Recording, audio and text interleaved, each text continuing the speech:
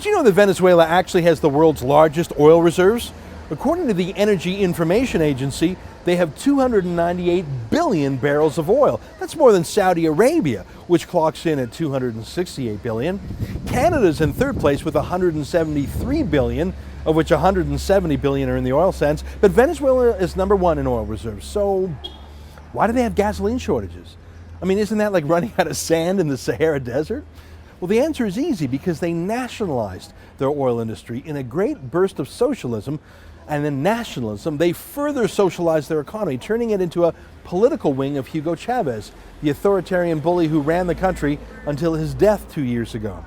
The economy has gotten weaker and weaker, and so the Chavez mini-me who runs the place now, Nicolas Maduro, just kept being more and more brutal in his socialism, more corrupt, more contrary to human nature. So gasoline shortages, toilet paper shortages, empty grocery store shelves.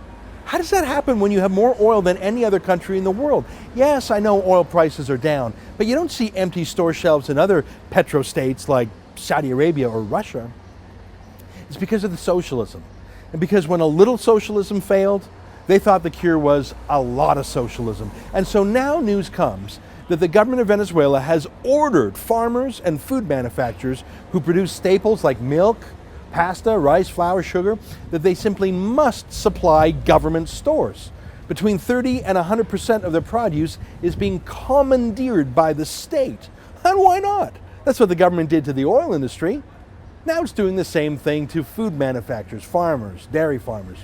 Say, do you think this will encourage farmers to make more or less food? If the state commandeers your crops and your milk and your factories and your flour, do you think that'll result in more or less supply next year if you steal this year's crop? More or less investment, more or fewer people saying, hey, I think I'll try and make a go of it in agriculture. Look, this is socialism. It's more brutal than the socialism that has racked Greece in recent months, but it's a version of the same thing. As Margaret Thatcher said, socialism stops working when you run out of other people's monies to spend. That's what happened in Greece. Other people just stopped lending Greeks money. In Venezuela, it's a different version. They're running out of other people's property to seize. They've already seized the oil companies. Now they're seizing groceries and farms. It works once, I guess, but then it doesn't work anymore. They don't even know how to run their oil company other than as a massive pool of corruption to reward cronies.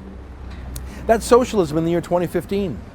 Who would support such evil? I mean evil, for look at the misery it's bringing to the people of Venezuela, who should be the richest people in South America. It's evil. It's political bullies down there.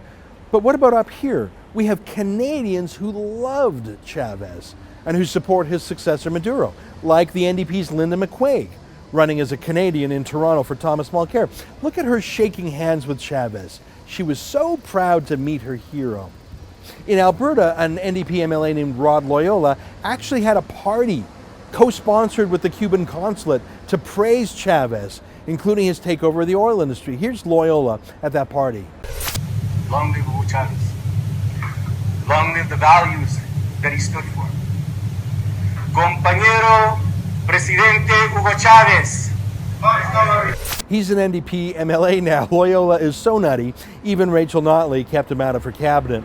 Linda McQuaig is just as nutty, but she'll probably be in Thomas Mulcair's cabinet if he becomes prime minister. Of course, the biggest fan of Chavez while he was alive was Barack Obama. Here are pictures of them high-fiving each other, of course. They're both anti-Western socialists, both radicals in their own way, both declaring war against capitalism. Obama has been a special friend of Venezuela. For the last 6 years, he's vetoed the Canadian Keystone XL pipeline that would have allowed our ethical oil to come down to those Texas Gulf Coast refineries to replace the 700,000 barrels a day from Venezuela that are imported there. That Keystone XL pipeline would swap out conflict oil from Venezuela with Canadian ethical oil, and it would create tens of thousands of construction jobs in the US in the meantime. Oh, and if you care about that sort of thing, Canadian oil sands oil actually has a lower carbon footprint than Venezuelan conflict oil, which is amongst the highest carbon oil in the world. Every day that Obama vetoes the pipeline is the day that he chooses Venezuela over Canada. You've never seen him high-five Stephen Harper like that, have you? No, he reserves that friendship for America's enemies.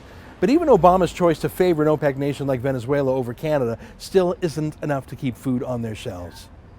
Venezuela's people are suffering, but don't expect socialists whether in Washington, Edmonton, or Toronto, to stop holding that wrecked country up as an example for us to follow.